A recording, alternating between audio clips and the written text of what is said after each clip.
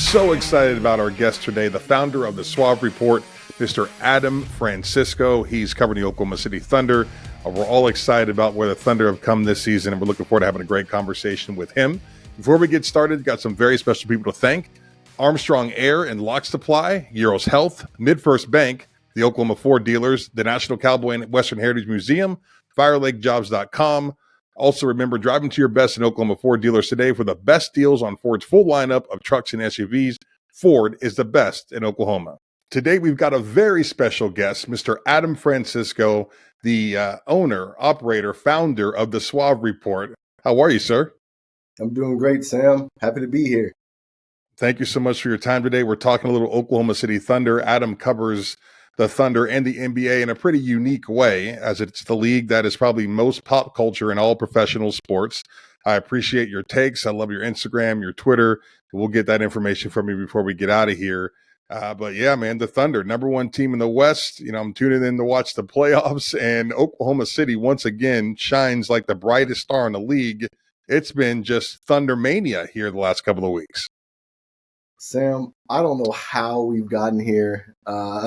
It seems like just yesterday I was literally slaving at each game, watching Théo Maledon and Isaiah Roby and random guys from France that aren't in the league today duke it out with the league's best. And now here we are, literally number one seed. And I think we can do a lot better or go a lot further in the playoffs than anyone expects even now. You know, it's crazy to think how spoiled we are as Oklahoma City Thunder fans. You know, you just go back at what seems like a handful of years ago, and it was a young Kevin Durant and Russell Westbrook taking the league by storm with elite athleticism. You know, Kendrick Perkins out there commanding the defense, and a team finding themselves all the way in the Western Conference. To think that in a league that it's very difficult to stay on top, it's very difficult to reinvent yourself, you know, after you've fallen from grace like the Thunder did, you know, after Westbrook left and no more Paul George, no more KD. They were at the bottom, you know, of the league. To find themselves in this position just a few short years later, I mean, there's only one man to thank here, right? And that's Sam Presti for just the most incredible GM job the league might have ever seen. Yeah, what Sam has done is unbelievable. And there are still some Thunder fans that like question his genius. And I just don't understand it because it's obvious. Yes, he's made some questionable moves, but what GM has not made questionable moves at some point in their career? No other GM has had as much. I'm trying to think before I say that, but I can count on half a hand how many GMs in the league right now that have had half the success that Presti has had in such a short period of time. Considering he's only been a GM for a little bit less than 2 decades now. It is insane what he has done. It's completely insane, not to mention in a market like Oklahoma City. I mean, we are in the same realm as Salt Lake City, Memphis. I think Indianapolis has a leg up on us. I mean, we are at the bottom of the barrel when it comes to NBA markets, and somehow Sam Presti has made something out of it. Right. Like, this is the league that no true pros want to come to, right? Free agents aren't flocking to Oklahoma City. I'll never forget Pau Gasol talking about the lack of culture in the city, the lack of art, the lack of food, the lack of music. And, you know, that's a long-term vet leaving the Lakers in the twilight of his career. And of course, that's an international man, you know, somebody who is up in the know of everything around the world. And he was not even thinking about considering Oklahoma City. So the way that Presti's done it, you know, has been extremely organic through the NBA draft. Of course. And I mean, Pal's one of my favorite Lakers of all time. I'm a big Laker fan, as unfortunate as that is right now. And honestly, that's the truth. That's the truth, especially back then. I think we are catching up now as far as, you know, just attractions go, period. The art scene, even the fashion scene, you're starting to see OKC get a little weird. Right, for sure. Since COVID, it's getting a little weird out here, which I like because I'm a little weird too. But you know, back then, that was the reality. We didn't have much here. He was 100% correct.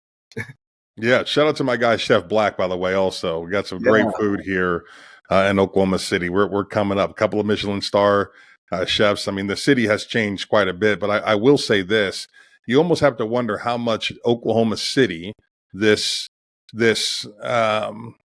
not a pro market, right? This what people would call boring city really helps foster young talent, right? Because there isn't the distraction of Vegas or the distraction of an LA or the distraction of an Atlanta or New York. There's a lot of things to do here in the city, and these kids are all over the place. And I call them kids because they are such young men right now. I just turned 42 last week. I'm old as dirt now, but these young people are enjoying themselves in their city. They're enjoying the fans, but it's time to work here in OKC, and I wonder how much this city has really been a reason why you're seeing such great development with young players, including Kevin Durant and Russell Westbrook and these younger guys of the past. Cason Wallace on his draft night, I don't know if you remember, but he mentioned something about that, and it actually pissed off a lot of Thunder fans. And I have some receipts from Twitter from, Thunder fans saying, if you don't want to be here, then, go somewhere else. And Presti should have drafted somebody else and all that. I think we all regret those statements now. But he said, there's nothing to do in OKC, so I'll have time to focus on my game. That's essentially what he said. That's a paraphrase of what he said, and that is true. There's not a lot to do. I mean, when you're comparing OKC to Dallas, when you're comparing OKC to Houston, Los Angeles, San Francisco, New York, Miami, there's not a lot to do.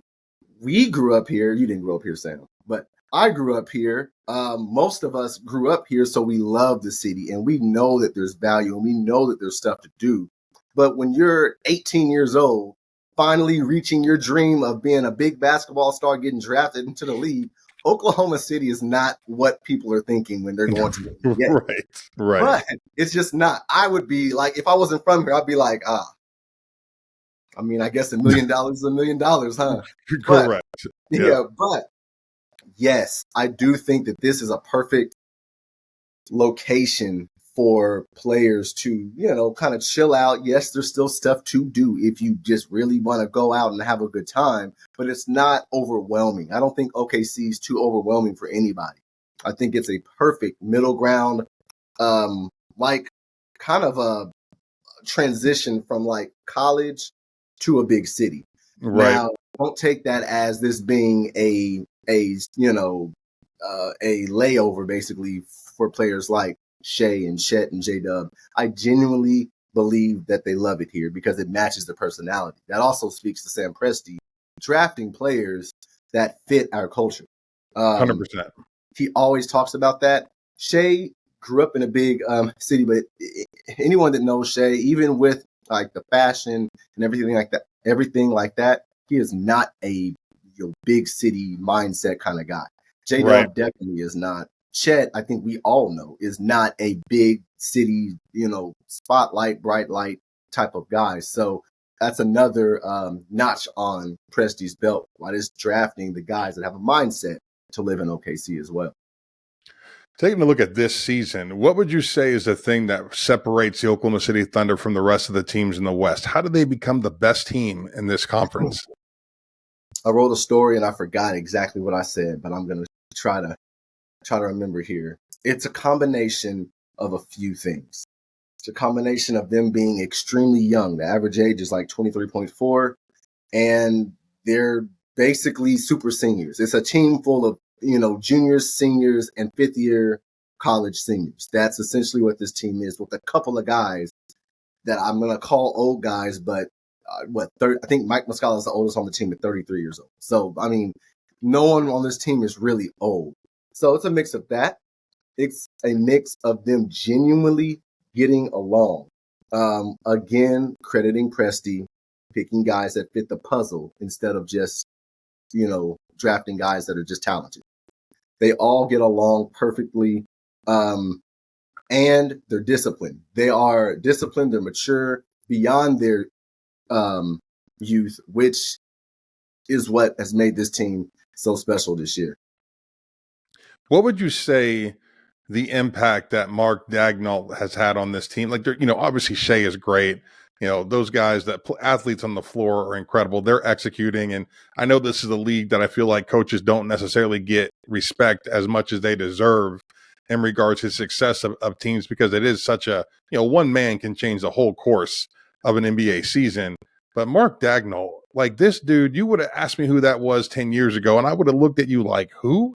Like, how important is his role in the success of this team and the way that these kids have learned to play this game and play with each other and really bring that chemistry together this season? Sam, when they announced Mark Daigneault was the new head coach, am I allowed to cuss on here? Yes. I literally was like, who the hell is that? What are we doing here? What are we doing? Right. What are we really doing, Sam? I was one of those. Trust me. Mark is young enough to get along with the players and be able to relate with the guys, but also old enough to have the, basic life experiences and the wisdom, for the guys to look up to. He's kind of like a young teacher in school. Like he's one of the young teachers. We all got along with the young teacher because, they're still our authority, but we know that we can talk to them about anything. They can understand where we're coming from. Pair that up with him being a genius basketball mind, like X's and O's. He is off the charts when it comes to just basic basketball X's and O's. Mark Daigneault did not play college basketball. He was basically a manager on UConn's team when he was in college. I think he played high school and that was it. But his mind for basketball is insane. Also with that, there's not the bias from when he played. He's not thinking back to his, I've actually been critical of a lot of coaches in the NBA that used to play or used to be stars, because in their mind, they're thinking about how it was when they played. They're thinking about the style of play when they played, how they reacted to things when they played, when these kids are completely different. You can't cuss these kids out. You can't be too aggressive with these kids.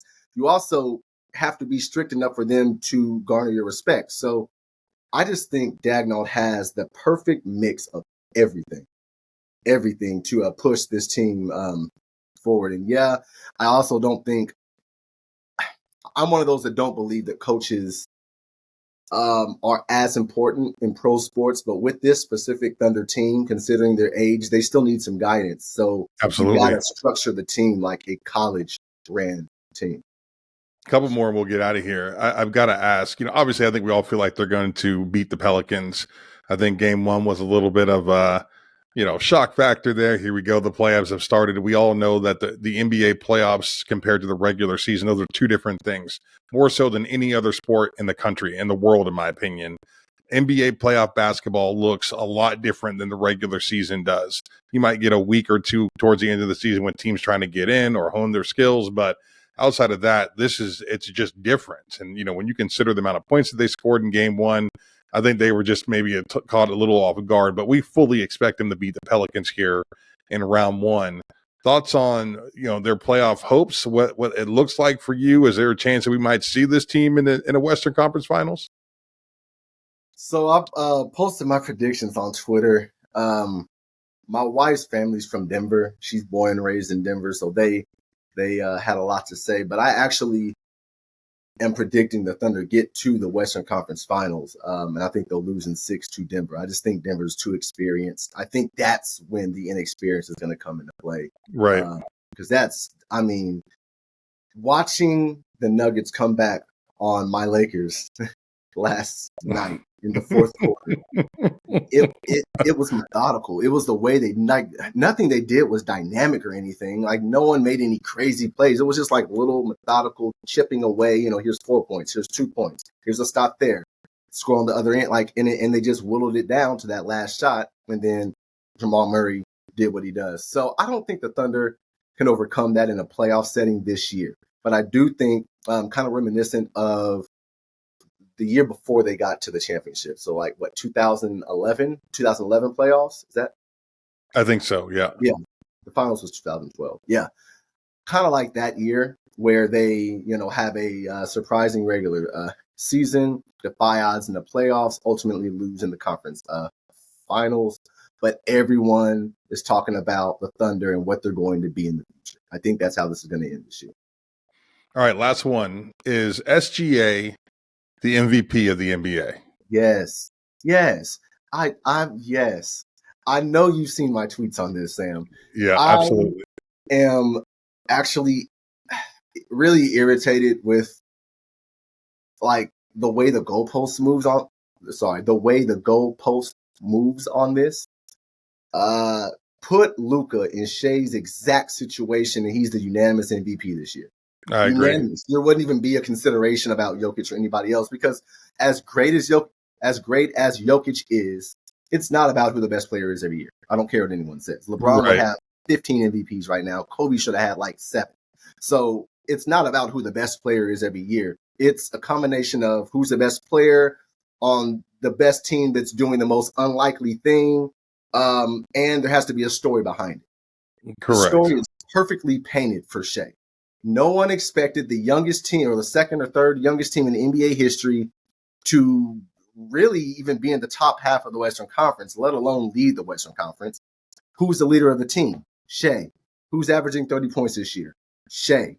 To me, it's just literally a no-brainer. He's leading a young team into being not only the youngest team, but probably the most poised team in the NBA, to number 1 seed in the Western Conference, all while beating the other MVP candidates head-to-head this year. They beat Denver 3 times? Yeah. One was without Jokic, but he beat Jokic twice, beat Luka twice, and he outplayed them both times. To me, it's just a no-brainer. It's a no-brainer. Yeah, no, I couldn't agree more with you. SGA has been absolutely phenomenal this season.